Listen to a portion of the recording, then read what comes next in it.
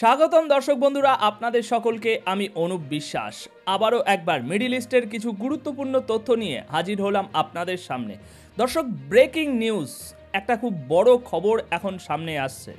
Russia বারবার বলে আসছিল যে ইরান আমাদের কাছে কোনো সাহায্য চায়নি, আমাদের কাছে এখনো পর্যন্ত কোনো সাহায্য চায়নি। এটা কিন্তু কোনো ছোটোখাটো নেতা নয়, স্বয়ং ভ্লাদিমির পুতিন দুদিন আগেই এই বক্তব্য দিয়েছিল। আর আমি তখনই আপনাদেরকে সর্বপ্রথম এই খবরটি বলেছিলাম এবং দেখিয়েছিলাম। কিন্তু এখন পরিস্থিতি পুরোপুরি বদলে যেতে চলেছে, তোলপাড় হতে চলেছে। গদি মিডিয়ার অ্যাঙ্কারদের মুখে চিন্তার ছাপ স্পষ্ট। কেন?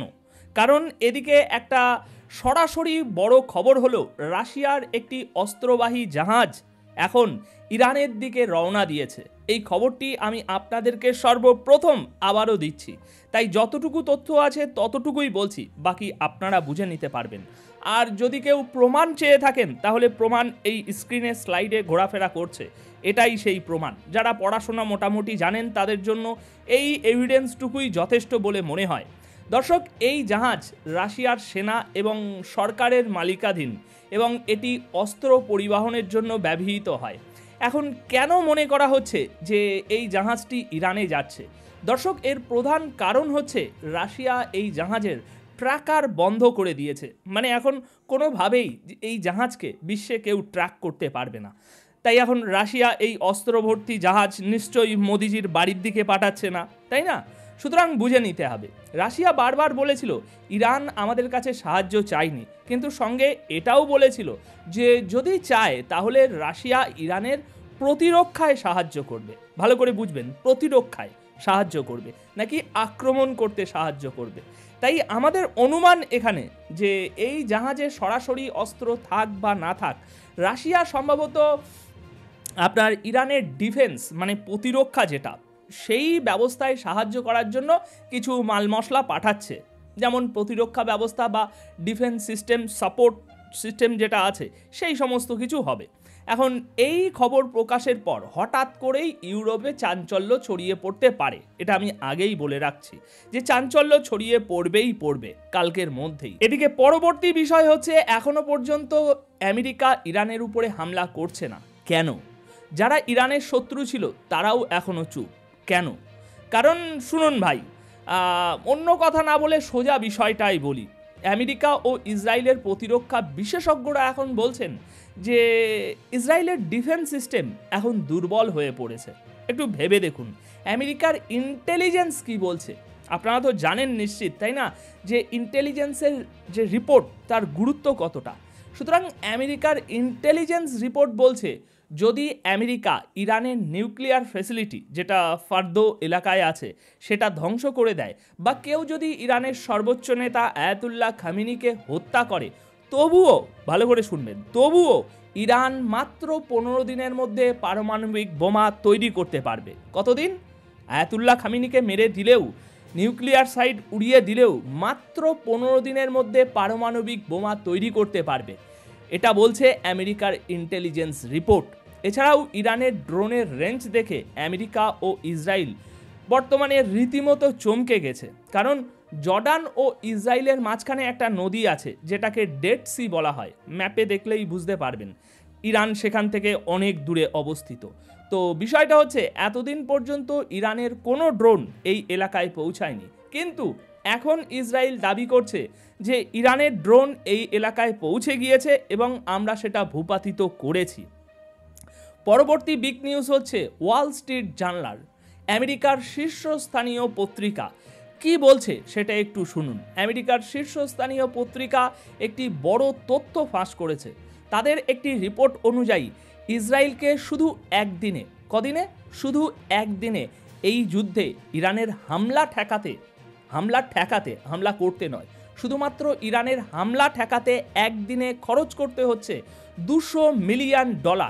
আর ইসরায়েলের ভিতরে যে ক্ষতি হচ্ছে, বিশেষ করে বিল্ডিংয়ের কথা ছেড়ে দিচ্ছি, বিল্ডিং এখানে প্রসঙ্গই নয়, বিশেষ করে যেসব প্রতিরক্ষা ব্যবস্থার ক্ষতি হচ্ছে, যেমন আয়রন ডোম, অ্যারো 3 ইত্যাদি, এই সব সিস্টেমগুলোকে আবার পুনর্গঠন করতে যে খরচ হচ্ছে, সেই হিসাব অনুযায়ী প্রতিদিন এখন ইসরায়েলের খরচ দাঁড়াচ্ছে প্রায় $400 মিলিয়ন।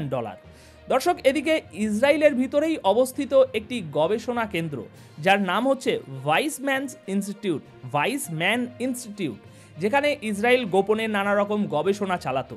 ইরান এখন সেখানেও হামলা চালিয়ে গুড়িয়ে দিয়েছে বিল্ডিংটি। স্ক্রিনে নিশ্চয়ই ছবিটি দেখতে পাচ্ছেন। এই ইনস্টিটিউটের অবস্থা কেমন সেটা দেখলেই বোঝা যাচ্ছে। আর তথ্য অনুযায়ী শুধু এই একটি বিল্ডিং ধ্বংস করে ইরান ইসরায়েলকে $500 মিলিয়ন বেশি ক্ষতি করে দিয়েছে। এখন এই মুহূর্তেও ইরানের উপরে হামলা চলছে। আমি আপনাদের সেই লাইভ দৃশ্য দেখাবো। ইরান এখনও ইসরায়েলের ক্ষেপণাস্ত্র ও ড্রোনগুলো মাঝপথে ধ্বংস করে দিচ্ছে। তবে হ্যাঁ, এটাও ঠিক, বলছি না, অস্বীকার করছি না, এটাও ঠিক যে ইরানের বেশ কিছু জায়গায় ক্ষেপণাস্ত্র পড়ছে, ইরানও জ্বলছে। এই পুরো ঘটনার ধারাবাহিক কিছু ছবি ভিডিও সহকারে আপনাদের দেখাই। চলুন এই ছবিগুলো একটু দেখে নিন।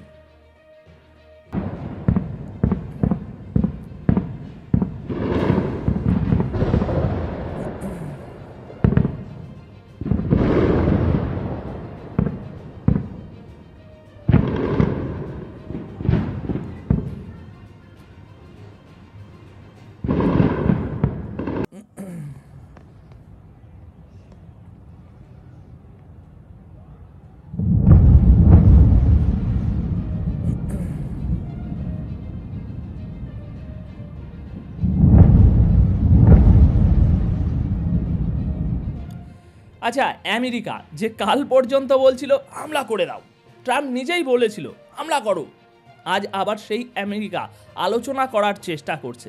এই যে রিপোর্ট স্ক্রিনের স্লাইডে দেখতে পাচ্ছেন, আল জাজিরার রিপোর্ট সামনে এসেছে। সেখানে বলা হচ্ছে আমেরিকা এখন ইরানকে চাপে ফেলতে চাইছে, যাতে ইরান ইউরেনিয়াম সমৃদ্ধকরণ পুরোপুরি বন্ধ করে দেয়।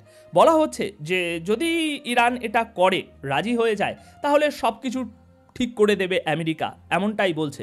শুধু ইউরেনিয়াম তৈরি করা বন্ধ করো, আমরা সব কিছু ঠিক করে দিচ্ছি। মানে লাইনে আসছে আস্তে আস্তে। ওদিকে ব্রিটেনের বিদেশ মন্ত্রী কি বলছে সেটাও একটু ভালোভাবে আমাদের শোনা দরকার। ব্রিটেনের বিদেশ মন্ত্রী বলছে যে এই 2 সপ্তাহ খুবই গুরুত্বপূর্ণ। ট্রাম্প যেটা বলেছেন, আমরা কি করব না সেটা নিয়ে এখন ভাবনা চিন্তা করছি। তো ব্রিটেনের বিদেশ মন্ত্রীর যুক্তি এখানে যে এই সময়টা এটা ইরানের কাছে একটা সুযোগ, যাতে আলোচনা করে এই সমস্যার সমাধান করা যায়। কিন্তু কথা হলো, এই তো সেই ট্রাম্প যে কাল পর্যন্ত আদেশ দিয়ে দিয়েছিল হামলা করে দাও, তাহলে এখন হঠাৎ কি হলো? কিছু ভয় পাচ্ছে নাকি ট্রাম্প? আচ্ছা, পরবর্তী বড় খবর হচ্ছে দর্শক, আজ ইসরায়েলে একটি ঘটনা ঘটেছে। গত 48 ঘন্টা ধরে সেখানে টানা প্রতিবাদ বিক্ষোভ চলছে, কারণ সবার অবস্থা ভাই খুব খারাপ। সেখানকার ইহুদি জনগণ নিজের দেশের সেনাদের বিরোধিতা করছে। তারা বলছে, কে বলেছিল ইরানকে হামলা করতে? জনগণ বলছে যে দেখো এখন ইরান আমাদের কি অবস্থা করে দিয়েছে, আর এই সব কিছুর জন্যই তোমাদের নেতা দায়ী। চলুন দেখাই আপনাদেরকে সেই দৃশ্য একবার।